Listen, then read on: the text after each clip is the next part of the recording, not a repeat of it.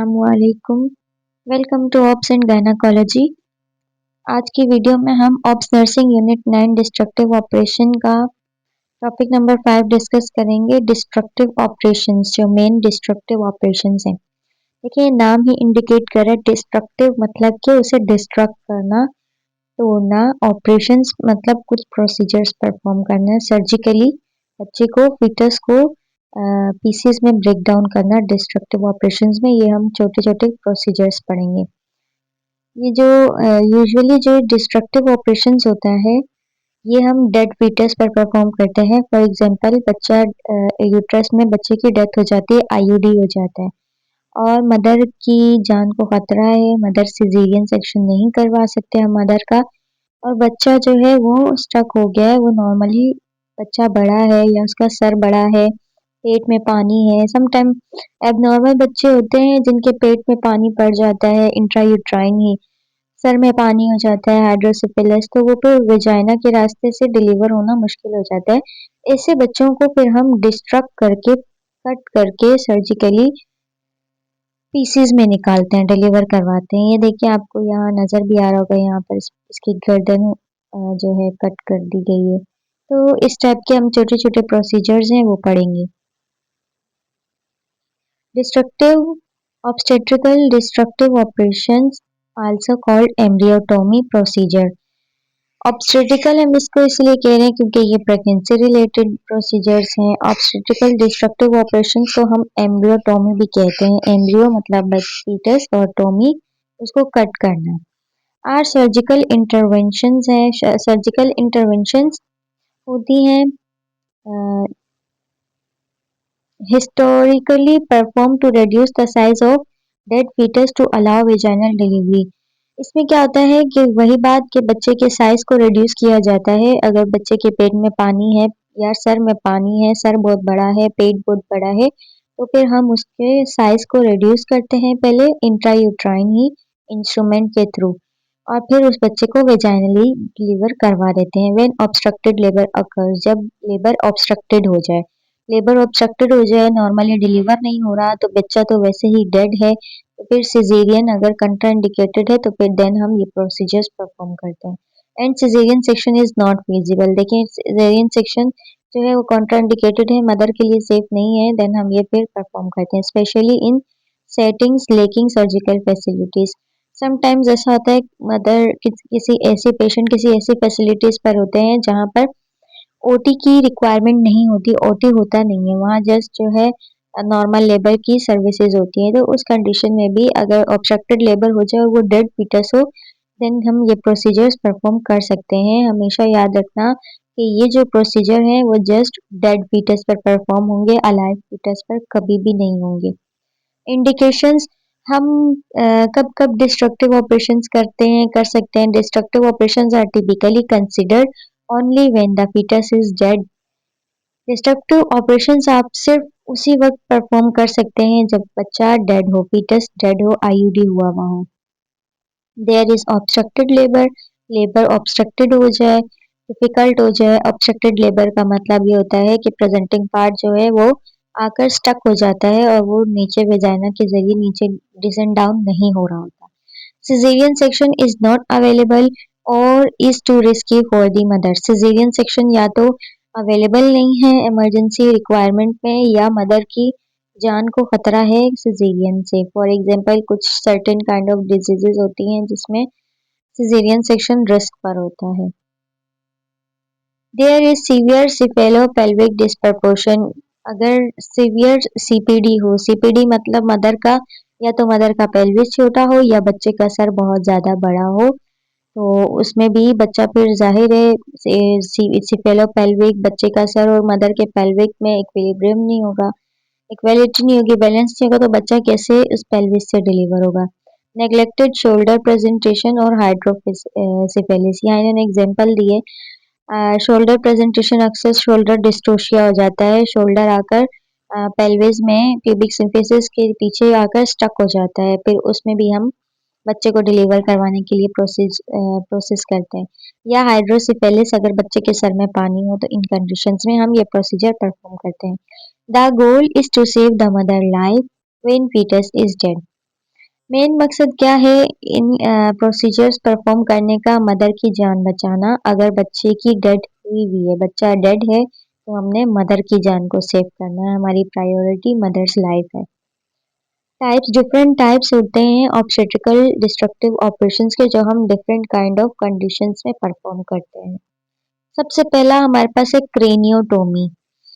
ठीक है, क्रेनियो कहते हैं हेड को, टोमी कट करना। तो क्रेनियोटोमी में definition: perforation of the fetal skull and evacuation of cranial content to collapse the head.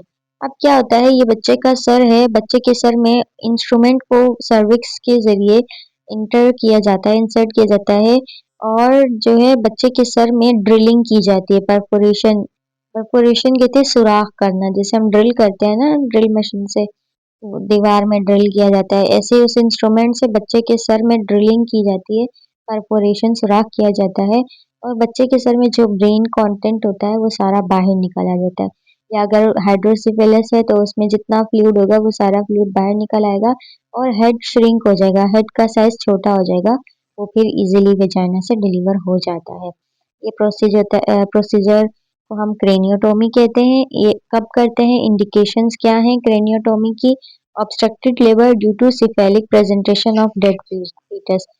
Cephalic presentation थी और बच्चे का सर फंस गया, वो डिलीवर नहीं हो पा रहा और बच्चा डेड है, तो इस कंडीशन में हम क्रेनियोटोमी परफॉर्म करते हैं।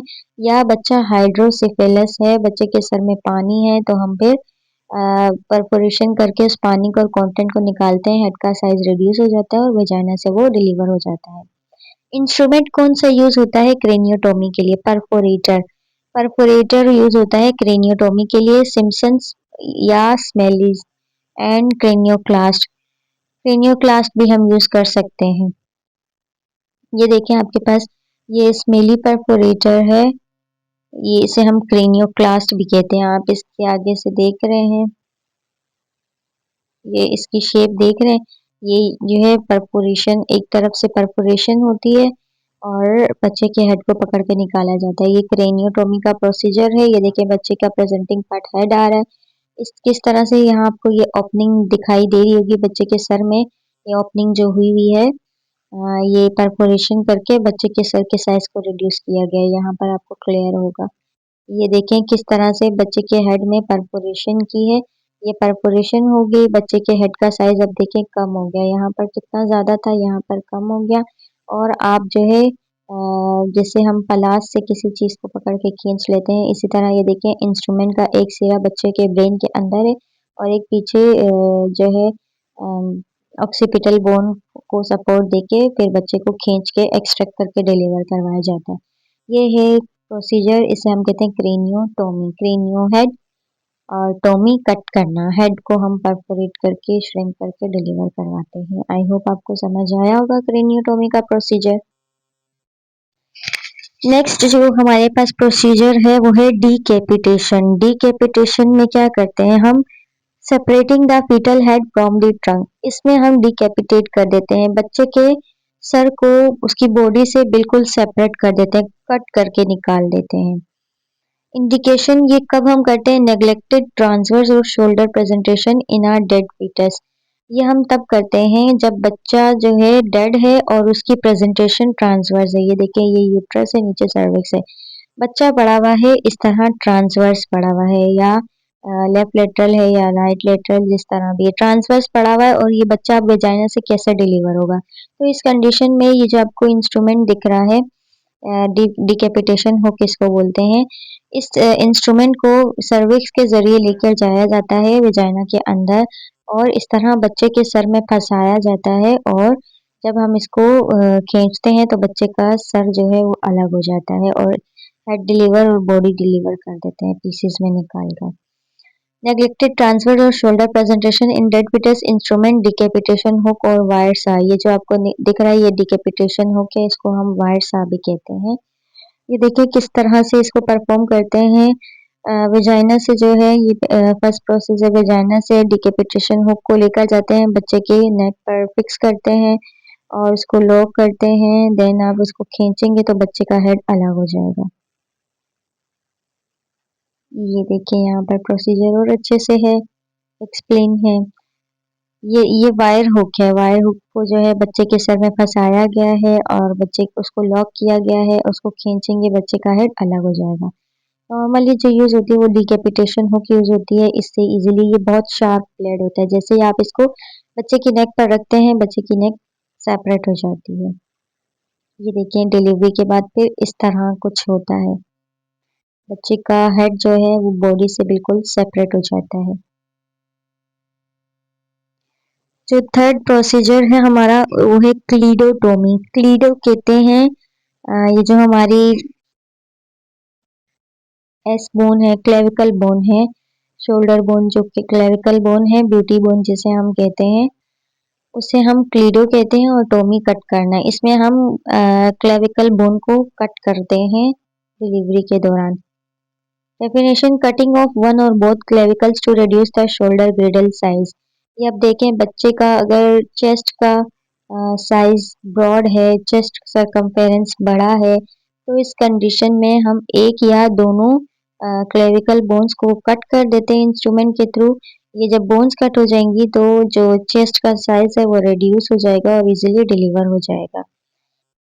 Indication shoulder dystocia in a dead fetus. Shoulder dystocia dead fetus बच्चा मरा हुआ है और उसका शोल्डर आकर ये देखिए शोल्डर आकर प्यूबिक सिम्फिसिस के लेवल पर फंस गया है। देन हम इस शोल्डर को कट कर देंगे, ये डायमीटर रिड्यूस होकर बच्चा डिलीवर हो जाएगा। कौन से इंस्ट्रूमेंट यूज होते हैं? बोन सीजर्स और क्रेनियोक्लास्ट। क्रेनियोक्लास्ट से भी हम इसको कट कर सकते हैं और बोन सीजर को भी यूज कर सकते हैं। लास्ट जो है हमारा प्रोसीजर वो है एविसिरेशन। एविसिरेशन क्या होता है? Removal of internal organs to reduce bulk of the fetus. इसमें क्या करते हैं, बच्चे के एब्डोमेन का साइज बड़ा होता है, पेट का साइज बड़ा होता है, या फिर चेस्ट चेस्ट कैविटी में लंग्स में पानी होता है बच्चे के, या फिर एब्डोमेन में फ्लूइड होता है या कोई ट्यूमर होता है जिसकी वजह से साइज बढ़ जाता है बच्चे का। तो इस कंडीशन में हम इंटरनल ऑर्गन्स को सबसे पहले अगर चेस्ट कैविटी में है या एब्डोमिनल कैविटी में है वहां पर हम उसे परफोरेट करके पहले इंटरनल वेजाइनली ही परफोरेट करके इंट्रायूट्राइन ही उन ऑर्गन्स को पहले कंटेंट को सारा निकाल देते हैं। जब वो कंटेंट सारा निकल जाता है देन हम बच्चे की बॉडी को डिलीवर करवा देते हैं। इंडिकेशंस कब करते हैं एविसेरेशन? इन लार्ज फीटल एब्डोमेन और थोरेक्स। बच्चे का एब्डोमेन या थोरेक्स बड़ा हो, फॉर एग्जांपल असाइटिस। असाइटिस और ट्यूमर। असाइटिस कहते हैं पानी को प्लूरल स्पेस में या चेस्ट कैविटी में या एब्डोमिनल कैविटी में अगर फ्लूइड भर जाए उसे हम असाइटिस कहते हैं। और ट्यूमर ट्यूमर हो या असाइटिस हो तो उस कंडीशन में हम फिर एवेसिरेशन करते हैं। और obstructed labour due to fetal anomaly. Fetal anomaly यही कहलाती है कि बच्चे के अंदर एबनॉर्मेलिटी है, उसमें जो है असाइटिस है या ट्यूमर है, ये फीटल एनोमली कहलाती है। ऑब्वियसली जब हेड एब्डोमेन का या चेस्ट का साइज बढ़ेगा तो वो कैसे डिलीवर होगा। तो इसमें फिर हम क्या करते हैं, कुछ इंस्ट्रूमेंट यूज करते हुए बच्चे के एब्डोमेन को या चेस्ट कैविटी को डैमेज करते हैं और अंदर का सारा कंटेंट बाहर निकालते हैं। देन क्या होता है, साइज रिड्यूस होता है और बच्चा इजीली डिलीवर हो जाता है। ये देखें इस तरह से जब बच्चा डिलीवर होता है तो उसके पहले ये सारे जितने ऑर्गन्स इंटेस्टाइन्स वगैरह फ्लूइड सब चीज़ें बाहर आती हैं, बच्चे का साइज रिड्यूस हो जाता है, उसे फिर हम डिलीवर करवा लेते हैं। ये थे 4 प्रोसीजर जो डिफरेंट सिचुएशंस में हम परफॉर्म करते हैं। क्या कॉम्प्लिकेशंस हो सकती हैं? Maternal soft tissue injury. Maternal soft tissue injury means के वेजाइनल पेरिनियल मसल्स इंजर्ड हो सकते हैं, सर्विक्स पर इंजरी आ सकती है क्योंकि हम इंस्ट्रूमेंट शार्प इंस्ट्रूमेंट्स यूज़ करते हैं ना, तो इंजरी की जो है रिस्क होता है, कॉम्प्लिकेशन होता है। बहुत सेफली इन प्रोसीजर्स को परफॉर्म किया जाता है। हेमरेज ब्लीडिंग स्टार्ट हो सकती है मदर को, इन्फेक्शन के चांसेस तो बहुत ज़्यादा होते हैं पेरिफेरल सेप्सिस के, तो आप प्रोफाइलेक्टिकली फिर आप मदर को ट्रीट कर लेते हैं। Uterine rupture if procedure is improperly done. अगर प्रोसीजर अच्छे से डन नहीं किया गया, ट्रेन पर्सन नहीं होगा तो यूट्राइन रप्चर भी हो सकता है। Physiological psychological trauma. Psychological trauma तो होगा आप मदर के लिए क्योंकि मदर के सामने इस तरह डेड बच्चे को डिफरेंट पीसीज में करके निकाला जाएगा तो मदर को साइकोलॉजिकल इम्पैक्ट ज़रूर पड़ेगा। ये थी इसकी कॉम्प्लिकेशंस, ये था हमारा आज का टॉपिक। इसको जो परफॉर्म करते हैं एपिजियोटमी देते हैं, एपिजियोटमी देकर इंस्ट्रूमेंट लगाकर परफॉर्म किया जाता है और बाकी मदर को सारी सपोर्ट दी जाती है, आईवी फ्लूइड लगाना, मेडिसिन्स देना और आईवी मेंटेन करना, पॉलिश कैथेटर करना। आई होप आपको आज के ये टॉपिक समझ आए होंगे। थोड़े अजीब से हैं, पढ़ते हुए भी देखते हुए भी अच्छा नहीं लगता कि इस तरह कैसे होता है, लेकिन होता है। जब माँ बच्चा तो डेड हो गया है, बच्चे की तो अब ज़िंदगी नहीं है, लेकिन माँ की ज़िंदगी खतरे में है तो हमारी फर्स्ट प्रायोरिटी क्या होती है? मदर को सेव करना, टू सेव मदर लाइफ। मिलते हैं नेक्स्ट वीडियो में। अल्लाह हाफ़िज़।